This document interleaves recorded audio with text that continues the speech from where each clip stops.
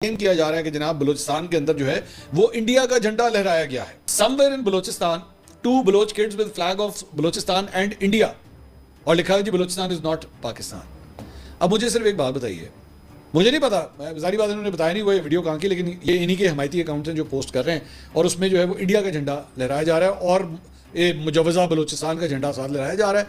नारे जड़े बाहर मार रहे हैं वो ये जी पाकिस्तान का न्यूक्लियर प्रोग्राम बंद करें। ये बताया जा रहा है कि बलूचिस्तान ने अपना झंडा लहरा दिया, ये वो झंडा है जो BLA के, और साथ साथ हमने यहाँ पर तिरंगे को भी फ्लाई होते देखा है, और कहीं ना कहीं ये मैसेज जो है पूरे पाकिस्तान में स्प्रेड करने की कोशिश की जा रही है कि BLA और जो भारत है वो एक है। दोस्तों, पाकिस्तान से कोई अच्छी खबरें नहीं आ रही। आज जब मैं सुबह उठा तो मैंने ये खबर पढ़ी कि बलूचिस्तान जो पाकिस्तान का सबसे बड़ा सूबा है, जिसकी जो टेरिटरी है that is 347,000 kilometre, that comprises 44% of Pakistan population. उस टेरिटरी के चीफ मिनिस्टर ने ये कहा, क्या ड्रीम 11 पे T20 लीग में हर हफ्ते कुछ नया होने वाला है? हर हफ्ते कुछ नया? कि बलूचिस्तान के स्कूलों, कॉलेजेस और यूनिवर्सिटीज के अंदर अगर पाकिस्तान के झंडे नहीं लहराए जा रहे और वो सरकारी बाबू जो पाकिस्तान का नेशनल एंथम और पाकिस्तान के सरकारी झंडे की कदर नहीं करते, हम उन्हें निकाल देंगे। क्या करें, पाकिस्तान और इंडिया का प्यार कभी बन सकता ही नहीं। अच्छा, जी क़यामत तक नहीं बन सकता। उसकी वजह यह है कि पाकिस्तानियों के दिल में कभी भी नफरत नहीं है इंडिया वालों के लिए, ठीक है। अच्छा, लेकिन जो इंडियन है ना, उनके दिलों में ना भाई नफरत फैलाई जाती है। बच्चा उनका हिंदू, अगर वो हिंदू रिलीजन से ताल्लुक रखता है ना, तो उनको एक चीज उनके माइंड में बिठा दी जाती है कि बेटा ये जो मुसलमान होते हैं ना, ये जिहादी होते हैं। हमारी बात, हम अपना मेमोरेंडम पाकिस्तान एम्बेसी को देना चाहते हैं, जिसमें लिखा हुआ है कि बलूचिस्तान जो आजाद था उसे वापस उसकी आजादी दी जाए, पाकिस्तानी सारी फोर्सेस बलूचिस्तान से बाहर निकले। इंडिया का क्या लेना देना आपके साथ? आपकी तो अपनी एक जिसे कहते हैं बिल्कुल एक ऑर्गेनिक किस्म की होनी चाहिए ना आपकी तहरीक। चलें, आपके साथ वो बलोचों के जो हकूक हैं उसके हवाले से माजी के अंदर जो कुछ हुआ, मैं आपकी तमाम बातें सुनने और मानने के लिए तैयार हूँ। मैं आपको कंटेस्ट नहीं करूंगा उसके ऊपर। रियासत की जानिब से बहुत जुल्म हुआ, बिल्कुल गलत हुआ।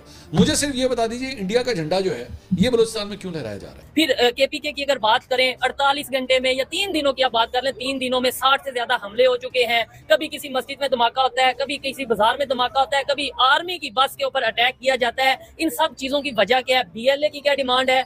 TTP की क्या डिमांड है? आप मुझे सिर्फ इतना बता दें जनाब, मैं क्या करूं? मैं किससे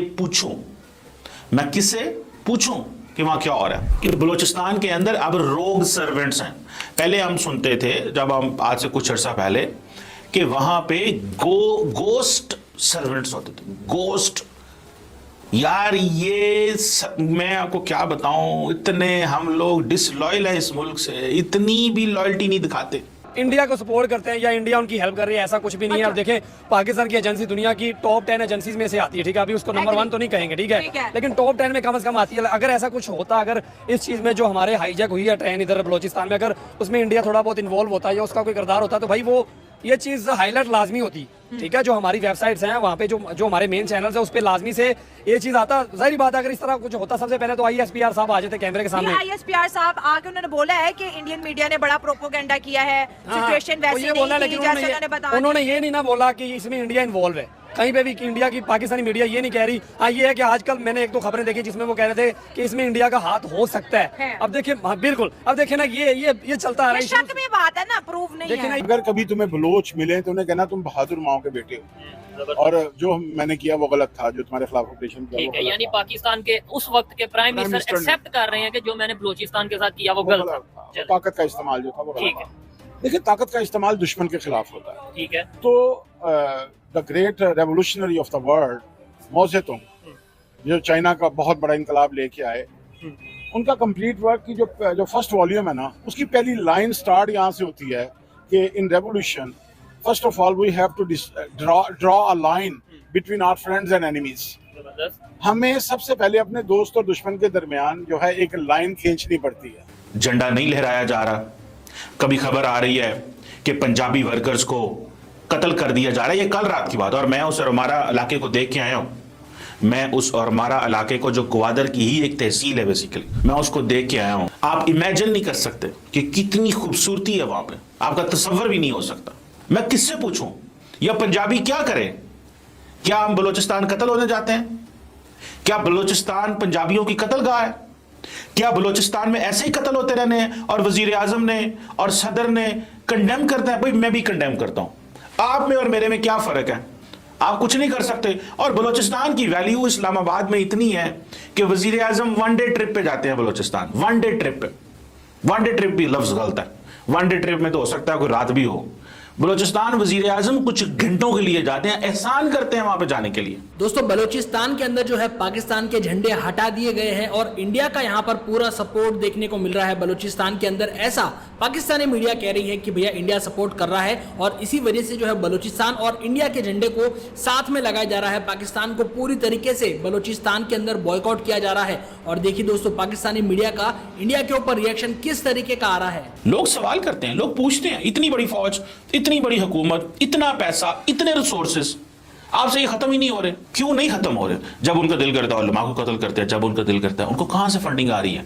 हमारी तो वजीर आजम साहब नहीं बोलते, वो DGISPR ने कहा वो जनाब भारत इन्वॉल्व है, वजीर खारजा बोले ही नहीं भारत इन्वॉल्व है, वजीर आजम साहब बोले ही नहीं है भारत इन्वॉल्व है। कि अभी जो ट्रेन हाईजैक हुई है, जो मसला वहाँ पे चल रहा है वो ये है कि भाई हमें भी नजर आ रहा है और हमें दुख भी है बलोची भाइयों के लिए कि लाखों, मतलब देखिए ना वहाँ पे कितने हजारों जो घर हैं वो बर्बाद हो गए हैं। ये है कि भाई हर एक घर से, हर तीसरे घर से किसी न किसी बंदे को उठाया गया है। अब वो पाकिस्तान के किस इदारे की तरफ से उठाया गया ये हमें नहीं पता, लेकिन उठाया गया है और वो लोग गायब हुए हैं। कुछ लोग मेरिट बेस पे हुए, मतलब कुछ लोग वाकई करप्ट थे, उनको उठाया गया। लेकिन अगर 10 में से कोई 6 करप्ट है तो चारों को इजाफी उठाया गया। तो उसकी वजह से भाई उनकी एक ही डिमांड है कि भाई हमारे लोग हमें वापस दिए जाएं, तो हम ये अमन को अपनाएंगे। वो कह रहे हैं भाईजान हम पाकिस्तान के झंडे को नहीं मानते और हम झंडा नहीं लहराएंगे। वजीर आला बलूचिस्तान को ये कहना पड़ा कि भाई साहब झंडा लहराएं, कौमी तराना चलाएं, झंडा लहराएं, कौमी तराना चलाएं, नहीं तो आप नौकरी से चले जाएंगे।